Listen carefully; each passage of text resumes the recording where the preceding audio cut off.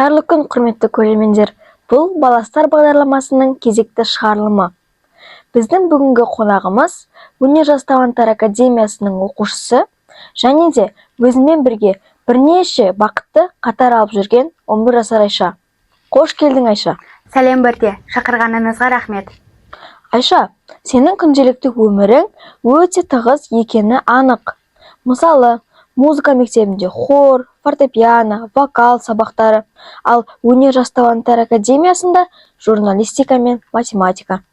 Бір балада осыншама қызығушылықтар қалай үйлесіп тұр? Мен үшін осының бәрі әртүрлі әлемдерге саяхат сияқты. Музыка мен жанымды демалтып, эмоциямды білдіруге көмектеседі.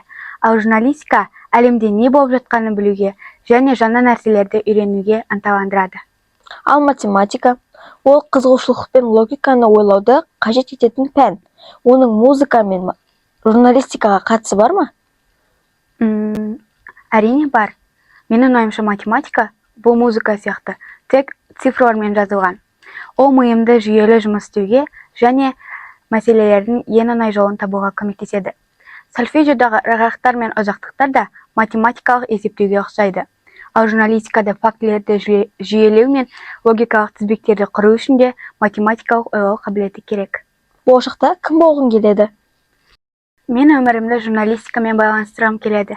Ақпаратты кәсіби түрде жеткізе алатын, маңызды мәселелерді көтере алатын журналист болғым келеді.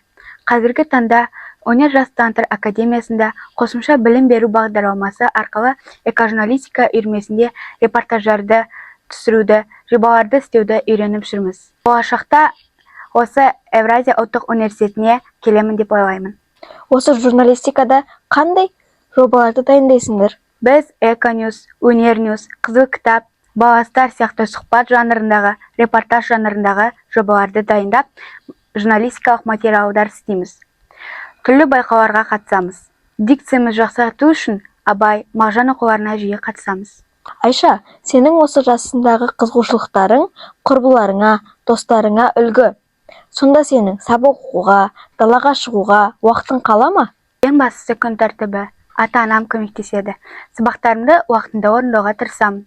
Демалыс күндері міндетті түрде достарыммен ойнаймын, кітап оқимын. Өзіме ұнайтын іспен айналысқанда шаршағанымды сезбеймін. Айша, уақыт бөліп келгеніңе рахмет. Егерде осы Өнер жас таланттар академиясына айтар алғысың болса, қазір жақсы мүмкіндік. Рахмет бірде. Құрметті Өнер жас таланттар академиясының ұстаздары, сіздерге үлкен алғысымызды білдіреміз. Бізге бірдей білім беріп, үйретіп жатқандарыңызға, өнерге деген қызығушылығымызды арттырып жатқандарыңызға мың алғыс. Сіздерге шығармашылық табыс пен биік жетістіктер тілейміз. Келесі кездескенше сау болыңыздар.